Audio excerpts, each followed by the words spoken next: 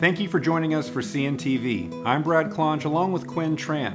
The FDA expands the emergency use authorization for the Pfizer COVID-19 vaccine. Children as young as 12 may now get the vaccine. Chickasaw Nation health officials recommend adolescents ages 12 to 15 receive the Pfizer vaccine to prevent COVID-19. Pfizer is the first vaccine manufacturer to gain emergency use authorization for that younger age group. And so that'll be a new group of people that we will be trying to reach to quickly to get vaccinated. The trial that they did on that so far has shown 100% efficacy. 100% of the kids that were vaccinated, no one caught the disease. I have a 15-year-old, and I will absolutely have him in there to get vaccinated just as soon as we can, get him a appointment to get it done. The dose and schedule of the Pfizer vaccine used for adults work the same for the adolescents. The vaccine requires 2 doses, 3 weeks apart. Chickasaw Nation pediatricians explain why young people should be vaccinated. And what's even more remarkable is with that same dose, the children in the 12 to 15-year-old age range had a better immune response than adults. So it shows hopefully even better protection. We don't know if they'll have the length of protection. We know for adults it lasts at least 6 months now, but for children, they had even better responses to the vaccine than adults did, which is excellent. We know that they can contract COVID-19, they can get infected with it, and they can spread it to other people around them. I think some people maybe question a little bit because our 12, 15-year-olds generally don't get as sick from the COVID-19 virus, but we do get some very sick children as well, and there's really no way to know who's going to be severely affected. And then following a COVID-19 infection, children are at risk for Multi System Inflammatory Syndrome in children, or MISC. It can have very severe symptoms and involve many of the organs of the body, including the heart, liver, and kidneys. So I think doing what we can to protect ourselves and others from these severe consequences is really important.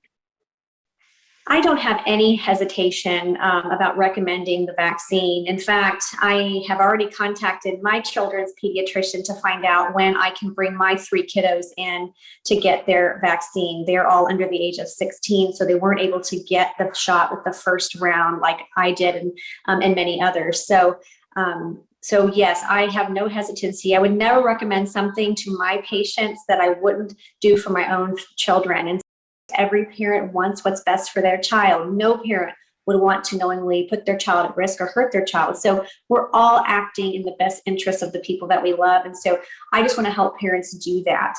So having that conversation, having that dialogue is very, very important to me. And I welcome that. The Chickasaw Nation is offering COVID-19 vaccines at no cost. The Pfizer vaccine given to people ages 12 and up is only available at the health clinics in Ardmore, Purcell, and the Ada Emergency Operations Facility. The Moderna vaccine is offered at the Tishomingo Clinic. Go to the link on your screen for more information and to register for a vaccine appointment. In our last episode of CNTV, we gave you an update on Dr. Grant Lashley. He's the Chickasaw ER doctor in Louisiana who survived COVID-19 after more than a month in the intensive care unit. After many months of physical therapy to learn to walk again, he reached his goal to hike the Grand Canyon. But his recovery continues, he says, because of lingering effects referred to as long-haul symptoms. I still have limitations. I still have long-term symptoms, and they're different for some people. But yes, I'd fit that category with the long hauler. I hope one day it'll all just disappear. Memory fog, numbness in the hands, weakness, shortness of breath, that is going into almost a syndrome type thing that we know is real. Now, the good news is a lot of people get somewhat better from it, but we just don't have a length of time yet. So we've got to realize that they're out there. These people need the help, have them stay after it, continue to strengthen, continue to improve things that they can do as their bodies heal from this. As you know, looking at all this, I'm real thrilled to see so much of the vaccines being rolled out. I think the native populations have done an excellent job across the board of offering it and making it available to their people. I've got friends up in Cherokee, the Chickasaw Nation. I think they've done a real nice job of getting the vaccine to the people and get the education out. Dr. Lashley encourages everyone eligible for the COVID-19 vaccine to get the vaccine to prevent COVID-19. Here again is the link for information and registration details for the vaccines offered through the Chickasaw Nation. In just a few days, the Chickasaw Nation's Virtual Kids Club gets underway. The Zoom sessions provide instruction on cultural activities, crafts, and Chickasaw history for an at-home experience. The first session starts June 14th for children ages 2 to 6. For kids ages 7 to 13, they may join starting July 12th. The Zoom sessions are at 7 p.m. and take place every other month. Contact the number on your screen or send an email for more information. The Chickasaw Nation's Hofanti Chukma program has been a wonderful online resource for families during the pandemic. Hofanti Chukma means to grow well. The program offers online workshops at no cost to teach positive parenting tips. The lessons are evidence-based, fun, and easy to use. And I think just changing that norm for parents that they can participate in parenting programs. It doesn't mean that you're a failure. Everybody struggles with parenting. It's just part of life. But building those relationships and having these strategies where you can maintain that relationship and really connect with your children during this time. An online workshop is offered June 28th in the afternoon from 1 to 4 o'clock. Register and receive a link to stream the workshop by sending an email to the address on your screen. Get more information by visiting chickasaw.net/growwell. Now is the time to explore the Artesian online art market. Go to artesianartsfestival.com. This is a great opportunity to view and buy original works of art created by talented First Americans. Competition categories are also featured, and Best of Show recognition and Judges Awards. The Artesian Online Art Market runs through August 2nd. This month, a music label releases that features the talents of a Chickasaw classical composer. We connect with Jared Tate to talk about his award-winning compositions and his collaborations nationwide during the pandemic. I'm very grateful for all this. I feel very, very blessed. And I did lean into it very, very heavily and problem solve as quickly as I possibly could. And fortunately, the stars aligned well. And so I've had a lot of performances. Tell us about some of the collaborations. I know you're working with the San Francisco Symphony. That's correct. Part of their online concert series is that they focus on different ethnicities from around the Bay Area. And so one of their focuses was American Indian musicians. And so they gave me a call and asked me to curate the material in that. And so I was able to go and have pieces played by them and also conduct and also play the piano with them. So that was a lot of fun. And it was totally a pandemic circumstance. I mean, we were in studios with masks, very few people in the rooms. You could only have so many musicians in the same place at the same time. A singer could be the only person in the room if they were singing, you know, all kinds of these protocols that were going on with the Davies Symphony Hall. And so we managed it. And, you know, they're an orchestra who's also leaned into this very well and embraced all the technology, just brought in all the members on board that they needed to. And they've, you know, expanded their horizons by doing this. And, you know, there's a lot of folks who are doing that. And I'm really, really proud to be a part of that development. I joke with people and I say, you know, this is the Gene Roddenberry dream. This whole idea that we're going to teleconference life the way we are, well, it's happening. I mean, we're going to stream from the moon very soon. It's only a 1 second delay from the moon. It's not bad. And, you know, pretty soon we will figure out how to quantumly stream from Mars so there's no delay from Mars. I think this is all in the books. So I'm actually really grateful to be a part of the process of this new invention. So now it's part of our all of the above checklist is to be involved with this type of technology. So that was my project with the San Francisco Symphony. The next one coming up that I'm composing is for the Mount Holyoke Symphony in Springfield, Massachusetts. They're part of the UMass Amherst College System. And so they have commissioned my first opera, and this opera is called Shell Shaker, and this is based on our origin story of how we received shells as our percussion instrument for stomp dancing.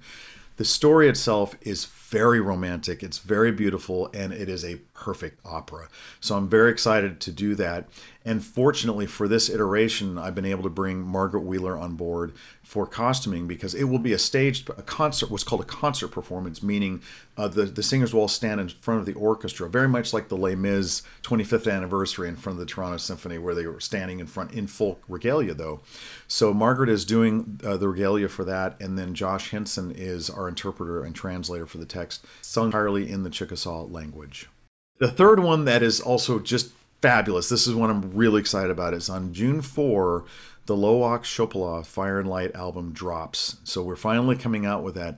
And the thing that's so great about that is, yes, it is all my compositions, but this is truly a community project with the Chickasaw Nation and the state of Oklahoma. The label itself is a Grammy Award-winning label, so the Chickasaw Nation is on a Grammy Award-winning label, and I'm just, that's a really cool thing to be able to say.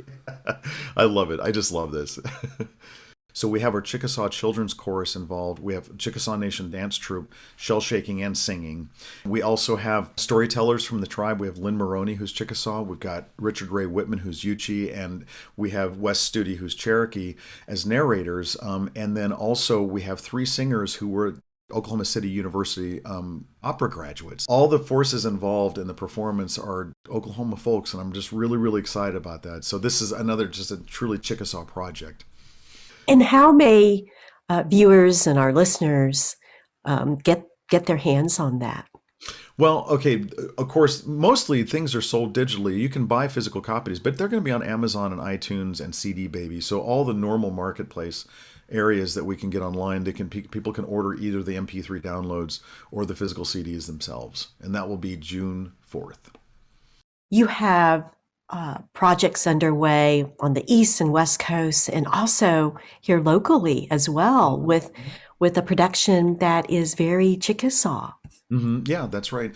And my relationship with the Oklahoma City Philharmonic continues to grow, which I'm really excited about. I mean, we did one of the scenes from Lowak Chopala a couple of years ago, the Klan scene, and we're able to involve, again, tribal members coming down, being in full regalia, working with Margaret. And that to me really resonates beautiful. I love that. That's my favorite, is when I involve my community. That it's not just me, it's about my community. And that makes me feel really, really terrific. And I feel like I can just, spread the love, basically.